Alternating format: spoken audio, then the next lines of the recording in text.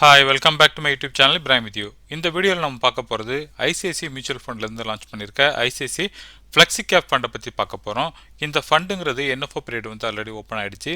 June 28லேருந்து July 12 வரைக்கும் இந்த என்எஃப்ஓ பீரியடுங்கிறது ஓப்பன் ஆகிருக்கும். இந்த காலகட்டங்களில் நீங்கள் முதலீடு செஞ்சீங்கன்னா உங்களுக்கு ஒரு யூனிட்டோட ப்ரைஸ் வந்து 10 ரூபாய் கிடைக்கும்.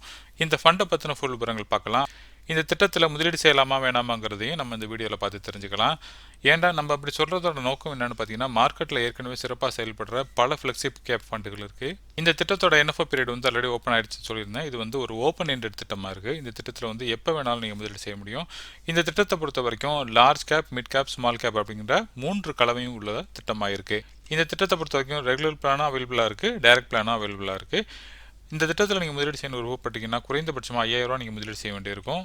அதே நேரத்தில் அடிஷ்னல் பர்ச்சேஸாக நீங்கள் முதலீடு செய்யணும்னு விருப்பப்பட்டீங்கன்னா 1000 ரூபாய்க்கு நீங்கள் முதலீடு செய்யணும். ஐசிஐசி மியூச்சுவல் ஃபண்டை பொறுத்த வரைக்கும் எஸ்ஐபியில் குறைந்தபட்சமாக 100 ரூபாய்க்கு கூட நீங்கள் எஸ்ஐபி ஸ்டார்ட் பண்ண முடியும்.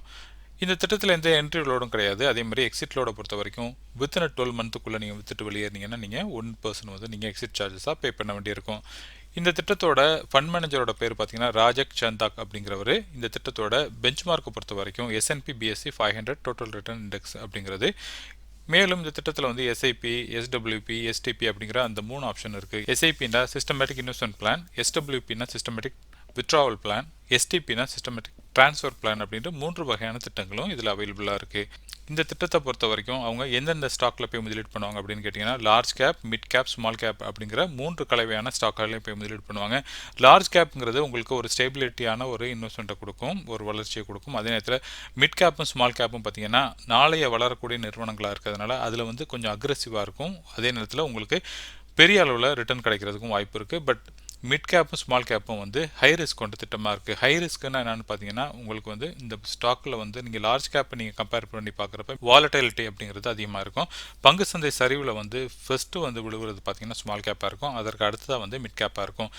இந்த திட்டத்தோட இன்வெஸ்ட்மெண்ட் ஃபிலாசபி எப்படி இருக்குன்னு பார்த்தீங்கன்னா, அக்ராஸ் மார்க்கெட்டில் வந்து ஒரு ஐடென்டிஃபை பண்ணி நல்ல நிறுவனங்களை தேர்ந்தெடுத்து அதில் முதலீடு பண்ணுவாங்க. அதற்காக வந்து இன்ஹவுஸ் மார்க்கெட் கேபிட்டலைசேஷன் மாடல் வச்சுருக்காங்க. அதன் மூலியமாக தான் இவங்க முதலீடு வச்சுருப்பாங்க. இவங்களோட இன்வெஸ்ட்மெண்ட் அப்ரோச் எப்படி இருக்குன்னு பார்த்தீங்கன்னா, எல்லா கம்பெனிகளும் எப்படி சொல்லுதோ அதே மாதிரி தான் சொல்லுவாங்க. எந்த திட்டம் வந்து மார்க்கெட்டில் வந்து விலை கம்மியாக இருக்கோ அந்த நிறுவனங்களை தேர்ந்தெடுத்து அதில் முதலீடு செய்கிறதா சொல்லுவாங்க. அடுத்தது செக்யூரிட்டி செலெக்ஷன் எப்படி இருக்கும், செக்யூரிட்டினா ஸ்டாக் செலெக்ஷன் எப்படி இருக்கும் அப்படின்னு பார்த்தீங்கன்னா, ஃபேக்டர் அப்ரோச் இருக்கும். அதே நேரத்தில் மேக்ரோ எக்கனாமி, அதுக்கப்புறம் கம்பெனியோட ஃபண்டமெண்டல், அப்புறம் வேல்யூஷன், இதெல்லாம் வந்து எல்லா ஃபண்டுகளும் எப்படி செயல்படுமோ அதே மாதிரி தான் சொல்கிறாங்க. இதில் எந்த ஒரு புதிய திட்டமும் கிடையாது. அடுத்ததோட இன்வெஸ்ட்மெண்ட் ப்ராசஸை பொறுத்த வரைக்கும் ஃபண்ட் மேனேஜர் வந்து மார்க்கெட் கேபிட்டலைசேஷனில் வந்து எது வந்து அட்ராக்டிவாக இருக்கோ அப்படிப்பட்ட நிறுவனங்கள் தேர்ந்தெடுத்து முதலீடு பண்ணுவார். அதே நேரத்தில் அவங்களோட மேனேஜ்மெண்ட் டீம் வந்து ஐடென்டிஃபை பண்ணும் எந்த திட்டத்தில் வந்து, அதாவது எப்படிப்பட்ட ஆப்பர்ச்சுனிட்டி கிடைக்குது, அந்த ஒரு குறிப்பிட்ட செக்மெண்ட்டில் வந்து என்ன ஆப்பர்ச்சுனிட்டி கிடைக்குது அப்படிப்பட்ட செக்மெண்ட்டாக தேர்ந்தெடுத்து அவங்க முதலீடு பண்ண போகிறதா சொல்லியிருக்காங்க. அடுத்தது இன்வெஸ்ட்மெண்ட் யூனிவர்ஸை பொறுத்த வரைக்கும் இவங்க வந்து S&P BSE 500 ஸ்டாக்கில் வந்து குறிப்பிட்ட ஸ்டாக்கில் தேர்ந்தெடுத்து அதில் முதலீடு பண்ணுறதா சொல்லியிருக்காங்க. டைம் டு டைம் வந்து இவங்களோட large cap, mid cap, small cap வந்து இவங்களோட போர்ட்ஃபோலியோ வந்து டைம் டு டைம் வந்து ரீபேலன்ஸ் பண்ணிகிட்டே இருப்பாங்க. இது என்னென்னு பார்த்தீங்கன்னா, இது அவங்களோட இன்ஹவுஸ் மாடலுக்கு தகுந்த மாதிரி அது வேறுபடும். அடுத்ததாக இவங்க செய்ய போகிற முதலீட்டில் வந்து 50 to 100% வந்து லார்ஜ் கேப் திட்டங்களாக இருக்கிறதாகவும், அடுத்தது மிட் கேப் அண்ட் ஸ்மால் கேப்பில் வந்து 0 to 50% இருக்குங்கிற மாதிரி சொல்லியிருக்காங்க. இவங்களோட முதலீட்டில் வந்து லார்ஜ் கேப் ரேஞ்சில் பொறுத்த வரைக்கும் 50 to 100% வந்து லார்ஜ் கேப்பில் இருக்கும் அப்படிங்கிற மாதிரி சொல்லியிருக்காங்க. அதுக்கப்புறம் மிட் கேப், ஸ்மால் கேப்பில் வந்து 0 to 50% இருக்கும் அப்படிங்கிற மாதிரி சொல்லியிருக்காங்க. ஆரம்ப காலகட்டங்களில் பார்த்தீங்கன்னா மல்டி கேப் அப்படிங்கிற ஒரு வகை ஃபண்டுகள் வந்து செயல்பட்டுக்கிட்டு இருந்துச்சு. பட் அதில் வந்து RBI வந்து ஒரு மாற்றங்களை கொண்டு வந்ததுக்கப்புறம் என்ன பண்ணாங்க, லார்ஜ் கேப்பில் 25, அதுக்கப்புறம் மிட் கேப் ஸ்டாக்கில் 25, அதுக்கப்புறம் ஸ்மால் கேப் ஸ்டாக் அப்படின்னு 25 இருக்கணும் அப்படிங்கிற மாதிரி சொல்லியிருந்தாங்க. அதனால் என்ன பண்ணாங்க, எல்லா ஃபண்டுகளும் வந்து தங்களோட ஃபண்டுகளோட பேரை மாற்ற ஆரம்பித்தாங்க. அதுதான் வந்து ஃப்ளெக்ஸி கேப்பாக வந்துச்சு. ஃப்ளெக்ஸி கேப்பில் பொறுத்த வரைக்கும் 65% வந்து நீங்கள் எந்த ஸ்டாக்கில் வேணாலும் நீங்கள் முதலீடு செய்ய முடியும். அதுக்கு வந்து எந்த ஒரு வரம்பும் கிடையாது. எதுலையும் வந்து நீங்கள் ஒரு குறிப்பிட்ட பர்சன்ட் தான் வந்து முதலீடு செய்யணும் அப்படிங்கிற அந்த தேவை கிடையாது.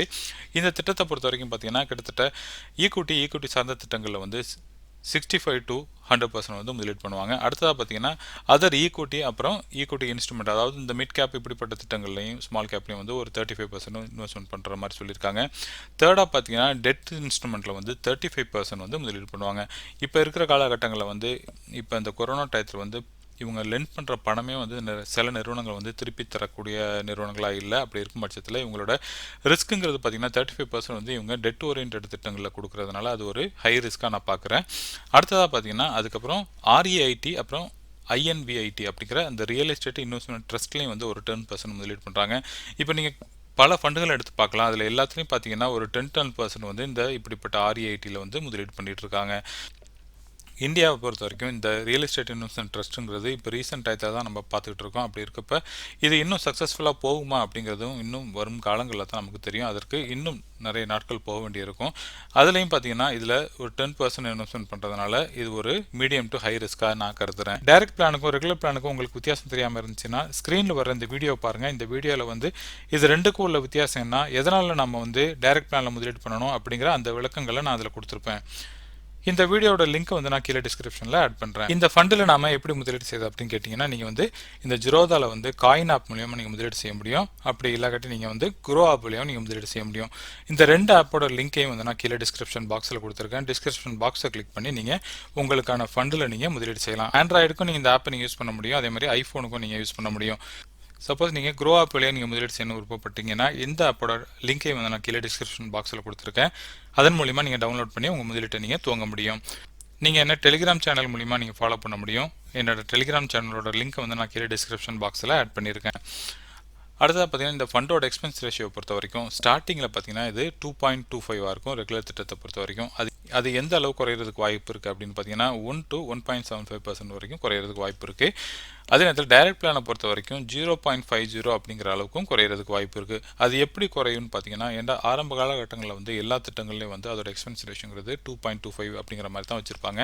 நம்மள மாதிரி முதலீட்டாளர்கள் வந்து அதில் முதலீடு செய்கிறப்ப வந்து அதோட எக்ஸ்பென்ஸ் ரேஷியோங்கிறது ஃபர்ஸ்ட்டு 500 crores வந்து 2.25 இருக்கும். அதுக்கப்புறம் அடுத்த 250 crores வந்து 2% இருக்கும். அதுக்கப்புறம் அதற்கு அடுத்ததாக இருக்கிற 1250 crores வந்து 1.75 இருக்கும். இப்படி முதலீடு அதிகமாக அதோட எக்ஸ்பென்ஸ் ரேஷியோங்கிறது கொஞ்சம் கொஞ்சமாக குறைஞ்சிக்கிட்டு வந்துட்டு இருக்கும். ஸோ இப்படி தான் அதோட எக்ஸ்பென்ஸ் ரேஷியோ அவங்க தீர்மானிப்பாங்க. ரீசெண்ட் டயத்தில் ஒரு என்எஃப்ஓ ஒன்று ரிலீஸ் பண்ணியிருந்தாங்க. ஐசிஐசி ப்ரூடென்ஷியல் பிஸ்னஸ் சைக்கிள் ஃபண்டுன்னு ஒன்று ரிலீஸ் பண்ணியிருந்தாங்க. அதில் பார்த்தீங்கன்னா இப்போ டைரக்ட் பிளானை பொறுத்த வரைக்கும் 0.4030 நான் பார்த்ததா ஞாபகம் இருக்குது. ஸோ அதோட எக்ஸ்பென்ஸ் ரேஷியோங்கிறது அந்தளவு போகிறதுக்கு வாய்ப்பு இருக்கிறதுனால தான் வந்து டைரக்ட் பிளானை பொறுத்த வரைக்கும் இந்த திட்டத்தில் வந்து அப்ராக்சிமேட்டாக நம்ம ஒரு 0.50ங்கிறத நம்ம எதிர்பார்க்கலாம். எந்த ஃபண்டு ரிலீஸ் பண்ணாலும் அப்போ வந்து ஒரு எஸ்ஐடி அப்படிங்கிற ஒரு டாக்குமெண்ட் கொடுப்பாங்க. அந்த டாக்குமெண்ட்டில் வந்து ஃபண்டை பற்றின ஃபுல் விவரங்கள் இருக்கும். இந்த ஃபண்டோட எஸ்ஐடி டாக்குமெண்ட்டை பற்றி நீங்கள் தெரிஞ்சுக்கணும் அப்படின்னு நீங்கள் விரும்புனீங்கன்னா டிஸ்கிரிப்ஷன் பாக்ஸில் இதோட லிங்கையும் கொடுக்குறேன். அதன் மூலிமா நீங்கள் டவுன்லோட் பண்ணி படித்து தெரிஞ்சுக்க முடியும். இந்த ஸ்க்ரீனில் நீங்கள் பார்க்குறது வந்து மார்க்கெட்டில் ஏற்கனவே செயல்பட்டு இருக்க ஃப்ளெக்ஸி கேப் ஃபண்டை தான் பார்க்குறீங்க. இதெல்லாம் பார்த்தீங்கன்னா ஒரு டயத்தில் வந்து மல்டி கேப் ஃபண்டுன்னு செயல்பட்டு இருந்துச்சு. இப்போ அது எல்லாத்தையும் வந்து அவங்க பேரை மாற்றி இப்போ ஃப்ளெக்ஸி கேப் ஃபண்டுன்னு வச்சுருக்காங்க. இதில் எல்லா ஃபண்டுக்கும் வந்து ஒரே ஸ்ட்ராட்டஜி இருக்குமா அப்படின்னு கேட்டிங்கன்னா கிடையாது. ஒவ்வொரு ஃபண்டுக்கும் ஒவ்வொரு ஸ்ட்ராட்டஜி இருக்கும். இதில் இந்தியாவில் மாத்திரம் முதலீடு செய்யக்கூடிய பல ஃபண்டுகள் இருக்குது. பட் அதே நேரத்தில் இன்டர்நேஷனல் மார்க்கெட்லேயும் முதலீடு செய்யக்கூடிய சில திட்டங்கள் இருக்குது. அந்த திட்டங்கள் கொடுத்த விவரங்களும் நம்ம பார்த்துருக்கோம். நம்ம ஏற்கனவே பல திட்டங்களை பற்றின இண்டிவிஜுவல் வீடியோக்களும் நம்ம பார்த்துருக்கோம். சப்போஸ் இந்த திட்டத்தில் வந்து நீங்கள் எதையாச்சும் ஒரு ஃபண்டை வந்து நீங்கள் பார்க்கணுன்னு விரும்புனீங்கன்னா அந்த ஃபண்டோட பேரை சொல்லுங்கள். அந்த ஃபண்டை பற்றி நம்ம ஃபுல்லாக பார்த்து தெரிஞ்சுக்கலாம். இப்போ இந்த ஃபண்டில் நம்ம முதலீடு செய்யலாமா வேணாமான்னு கேட்டிங்கன்னா, இப்போ வந்து இந்த திட்டங்கிறது புதுசாக இருக்கிறதுனால இவங்க வந்து இவங்களோட முதலீடுகள் எல்லாத்தையும் நம்ம இன்னும் ஒரு 2-3 மாதம் கழித்து தான் இதை பற்றி ஃபுல்லாக நம்ம தெரிஞ்சுக்க முடியும். அவங்களோட போர்ட்ஃபோலியோ பற்றின விவரங்கள் எல்லாம் வந்து எப்படியும் ஒரு 3 மாதத்துக்கு அப்புறம் தான் அதை பற்றின ஃபுல் விவரங்கள் நமக்கு தெரியும். சப்போஸ் நீங்கள் புதுசாக முதலீடு செய்கிறப்போ வந்து ஏற்கனவே மார்க்கெட்டில் அவைலபிளாக இருக்க இவ்வளோ ஃபண்டுகள் நான் எடுத்து கொடுத்துருக்கேன். இதில் சிறந்த திட்டங்களாக தேர்ந்தெடுத்து நீங்கள் முதலீடு பண்ண முடியும். அப்படி இருக்கப்ப அந்த ஃபண்டை பற்றின ஃபுல் ஹிஸ்ட்ரி உங்களுக்கு கிடைக்கும். இந்த ஃபண்டு வந்து எந்த திட்டங்களில் முதலீடு செய்யுது அப்படிங்கிற அந்த விவரங்களும் நீங்கள் பார்த்து தெரிஞ்சுக்க முடியும். அதனால் என்கிட்ட கேட்டிங்கன்னா நான் இந்த திட்டத்தை வந்து அவாய்ட் பண்ணிக்க சொல்லுவேன். பட் சப்போஸ் நீங்கள் வந்து இது வரைக்கும் நீங்கள் ஃப்ளெக்ஸி கேப்பில் நீங்கள் முதலீடு செய்யலை, இதுதான் நான் வந்து ஃபஸ்ட் டைம் வந்து ஃப்ளெக்ஸி கேப்பில் முதலீடு செய்ய போகிறேன் அப்படின்ற இருக்கும் பட்சத்தில் வந்து இந்த திட்டத்தில் நீங்கள் தாராளமாக முதலீடு செய்யலாம். இன்றைக்கி பார்த்த வீடியோவில் நம்ம ஐசிஐசி ப்ரூடென்ஷியல் மியூச்சுவல் ஃபண்டில் லான்ச் பண்ணியிருக்க ஐசிஐசி ஃப்ளெக்ஸி கேப் ஃபண்டை பற்றி பார்த்தோம். இந்த ஃப்ளெக்ஸி கேப் ஃபண்டில் வந்து ஏற்கனவே மார்க்கெட்டில் செயல்பட்டு இருக்க அந்த ஃபண்டுகளோட அந்த ரிட்டர்ன் கால்குலேஷன் எடுத்து கொடுத்துருந்தேன். அந்த திட்டங்கள் கொடுத்த வருமானத்தை பற்றி சொல்லியிருந்தேன். இதில் ஏதாச்சும் ஒரு குறிப்பிட்ட ஃபண்டை பற்றி நீங்கள் தெரிஞ்சுக்கணும் விரும்புனீங்கன்னா அந்த ஃபண்டோட பேரை வந்து நீங்கள் கமெண்ட் பண்ணுங்கள். கூடிய சீக்கிரத்தில் அந்த ஃபண்டை பற்றின விவரங்களோட நான் வரேன். இந்த வீடியோ பிடிச்சிருந்துச்சுன்னா லைக் பண்ணுங்கள். உங்கள் ஃபேமிலி ஃப்ரெண்ட்ஸோட ஷேர் பண்ணுங்கள். இதே மாதிரி ஒரு நல்ல டாப்பிக்கோட எகைன் நான் உங்களை மீட் பண்ணுறேன்.